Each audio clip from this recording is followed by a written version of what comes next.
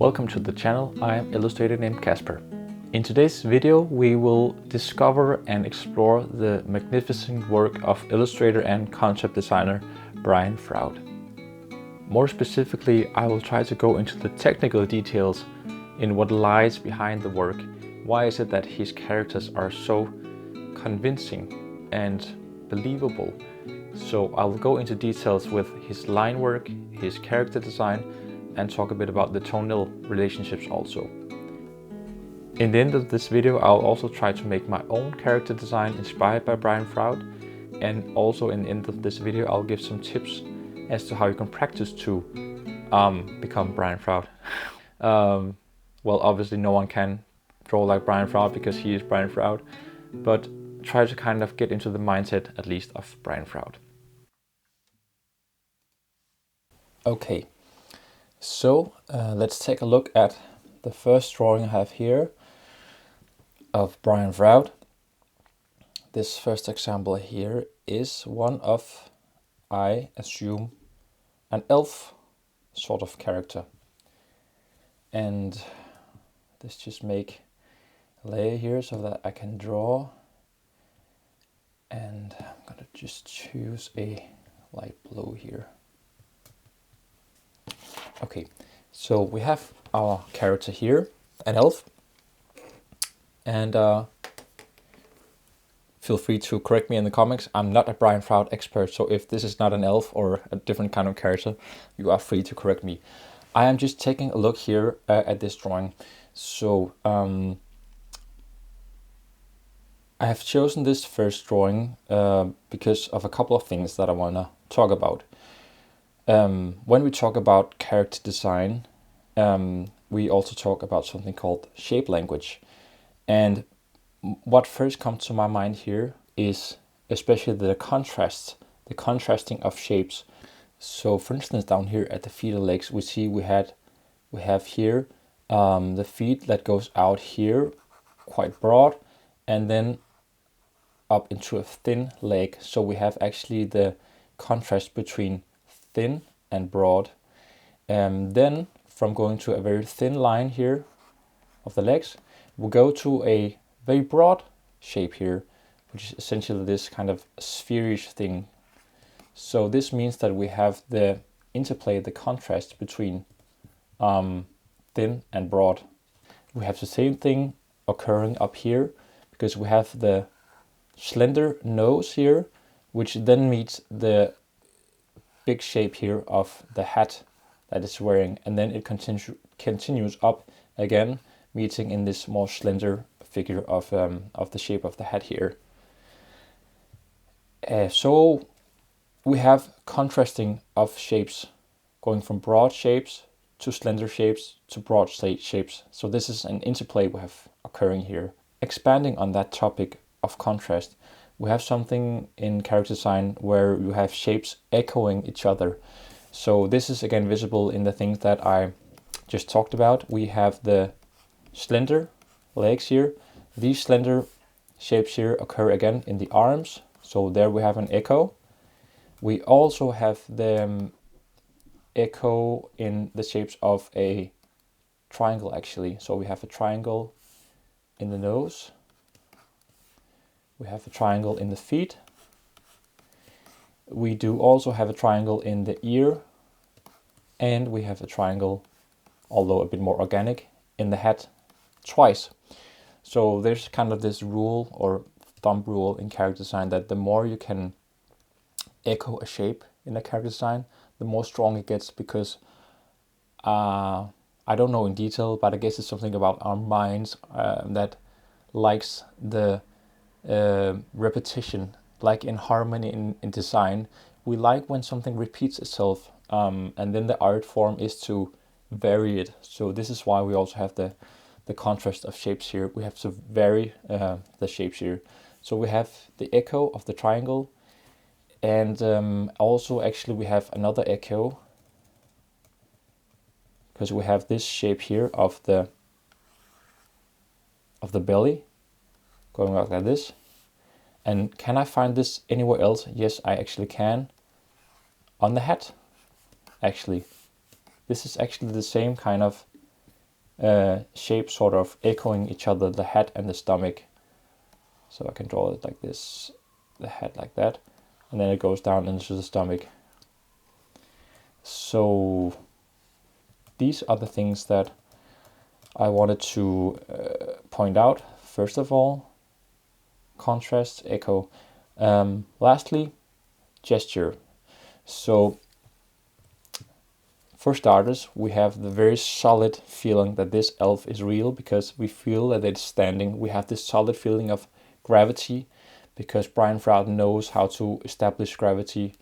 We have this point through here towards the bearing leg. The point between the head here and down here is quite an important axis because this is where all the body weight is being upheld through this axis. Then we have the gesture. We have this movement of the hand here, and we have also this hand here that's holding an object. We also have something going on with the legs here, which all this body language suggests a story going on here. We are told some information, some visual information about this character.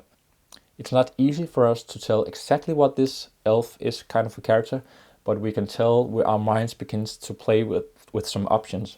I'll definitely say for sure that it's not an evil elf, but it's still maybe hiding something because of the gesture behind the back. It's also doing something with the legs here, and the arms suggest something that we don't know yet.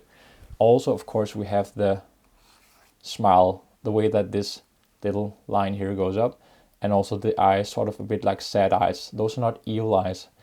If we had like an raised eyebrow here, or like this, then we could maybe say that this was a mischievous or evil elf. So a strong feeling of a gesture, of a story going on here. Let's take a look at another example here.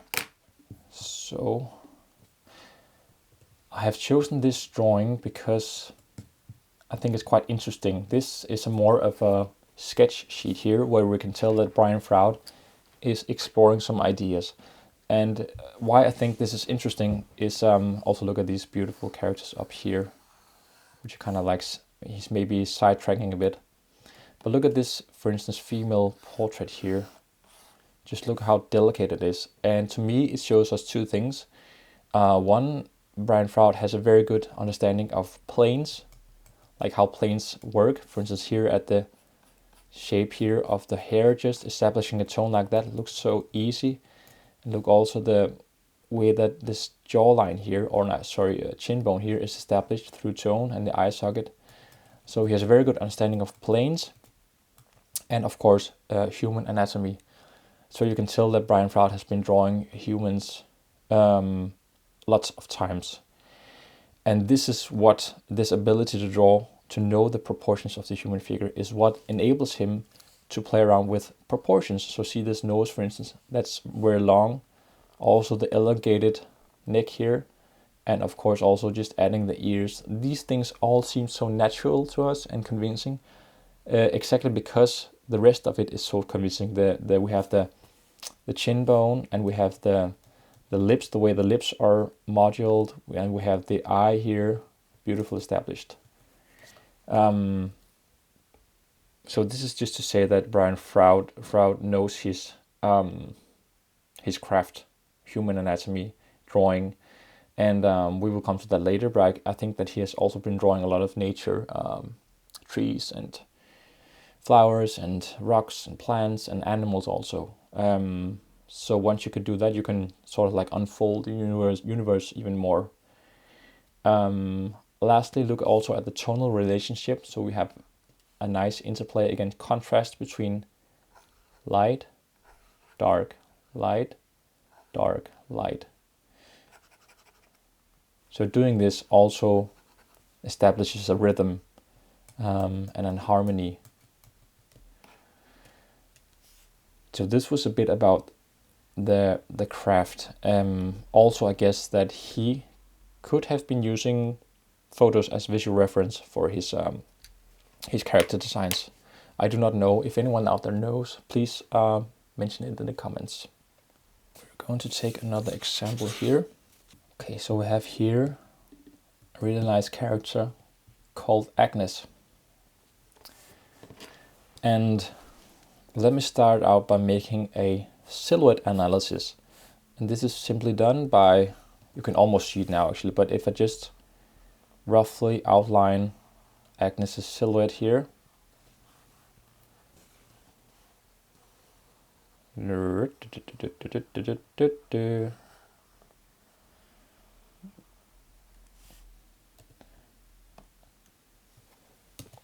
So there you see the silhouette of Agnes, and this is a way for us to simplify why this character design works already here quite effectively. It's a very solid shape, and again you see this, here you can see the feeling of interplay between the shape language. So you see like you have interplay between, again, the triangle and the curves here. We have triangle again, and over here some curvy thing going on. And also this extends into what I talked about in terms of echo. So we have various shapes here echoing each other, thus creating this harmony. And storytelling wise, well, from seeing this character here, we are seeing a character who is slouching. So we also have something with this back here, line of action it's also called. So in this case here we have some weight burdening Agnes back, so it's slouching because of that. This tells us a lot about her character because of the objects that are on top of her back.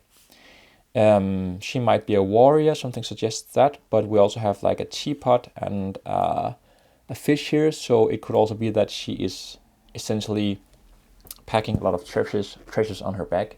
It might also be that she's some kind of warrior, but also has her house, her home on her back.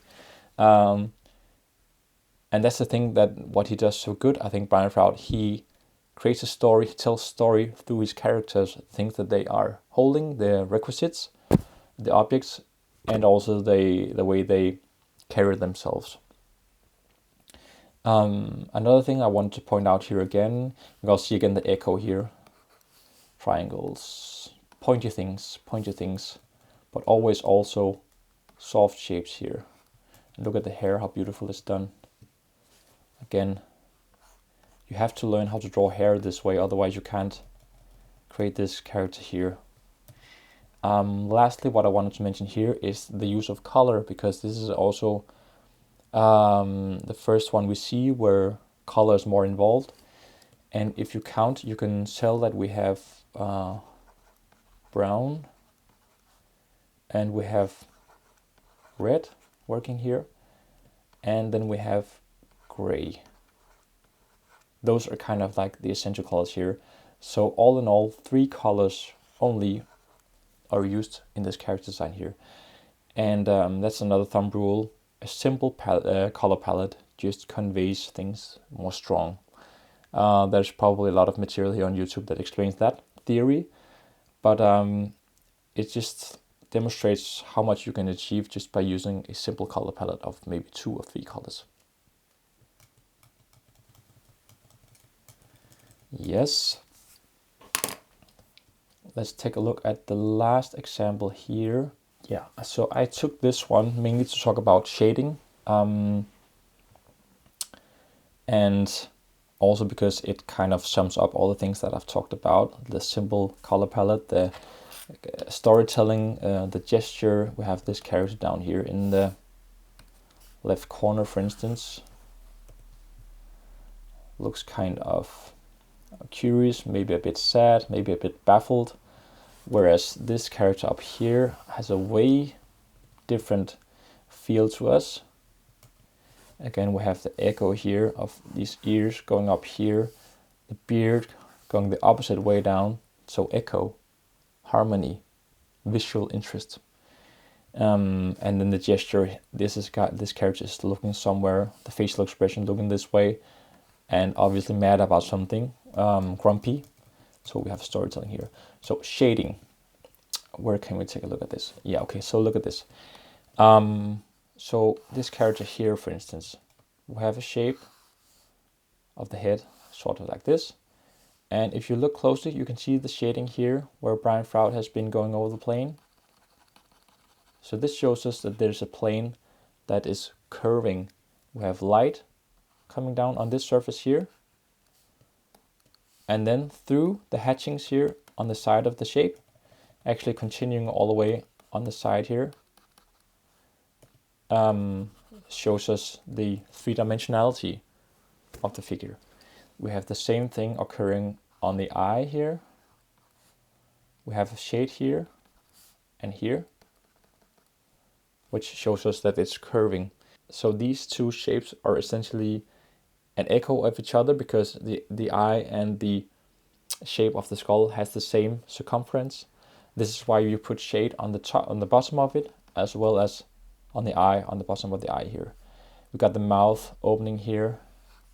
Again, shade on the side of the jaw, because we had shade on the side of the skull. And then a dark tone suggesting the mouth here. So shading will also be essential.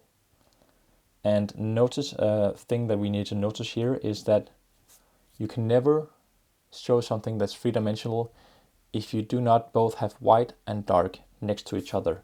This is like the key foundation of understanding shade. So for instance, in the character down here in the corner, we have the nose here, which is dark in the bottom. Then we have light over it here,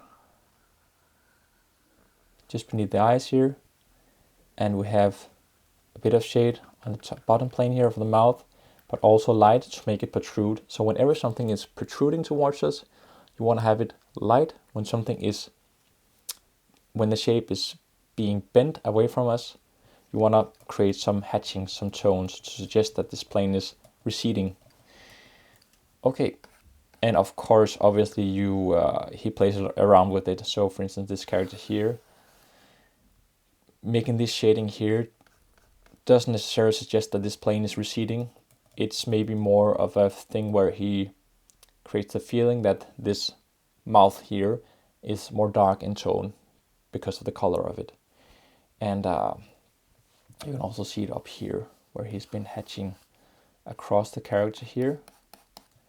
Then it's actually just the line work here that suggests what's going on in the shapes. But as a rule, you want to have something dark and light interplaying.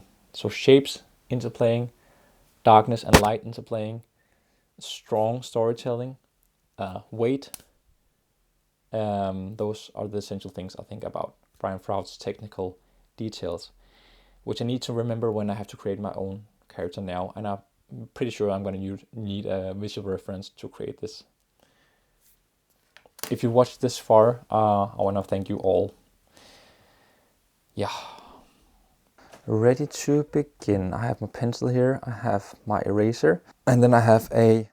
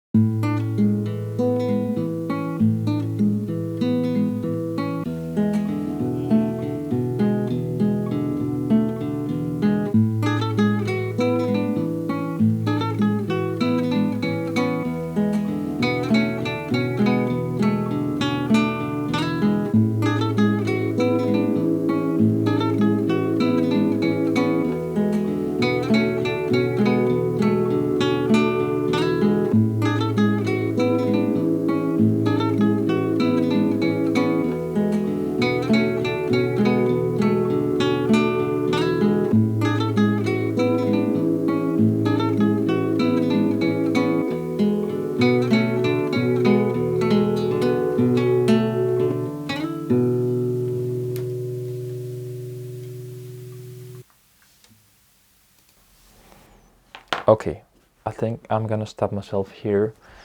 So this is the end result of my fairy inspired by Froud. Okay, lastly, I just wanted to show you some honorable mentions, sketches I did in preparation before I decided to make this video, where I kind of drew in the way of Brian Froud. And of course I didn't video these, so there you go. But here I played around with the echo and also using nature as inspiration for creating this hat for this character here. We have a lady elf flying over here.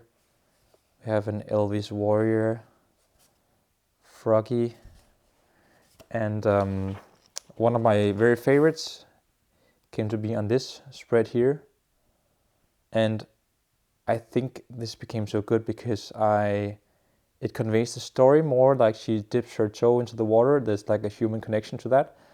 This one I really like, this girl here, just the expression of her, and then attaching this, I can't remember the name of this plant here, on the top of her head. And simple, just simple. So I think this is actually the strongest one that I've made. I also tried to explore it in a different version here. A bit more melancholic, sad expression here. So I guess that also the strong things that Brian Froud has made just comes out of intuition, or like drawing things that just comes from the top of your head, and then a lot of practice, of course, practicing the human figure, practicing drawing nature. Thank you so much for watching this video, and as promised, I'll just give you a few tips on how you can learn to draw like Brian Froud. So what came to my mind when making this video was that you can really find a lot of inspiration in nature. So this piece of driftwood here, for instance, if you drew this or just like explore it with your hands and your eyes, you can actually see character designs already that are there for you to draw. So maybe there are some horns here, maybe there's a nose poking out at you. So just drawing trees, drawing the roots of trees. All human beings have this natural tendency to see characters, see faces in things, really, in nature. I think we all had the experience of seeing a face in a tree, for instance. So use that imagination and build your character design on that, for instance. Obviously, practice drawing the human figure, because this will learn you about hatching, about weight, establishing the weight, the three-dimensionality feel of a figure. Because drawing the human being, once you can draw the weight in a human being, you can also apply this to a character, how the weight is distributed. Also, draw animals is a good thing, I think. So drawing nature and being inventive and imaginative in seeing what nature has of gifts to us is a good way. I should have used this actually for a character, I think, come to think of it. Might be next video. Thank you again for tuning in, and have fun drawing.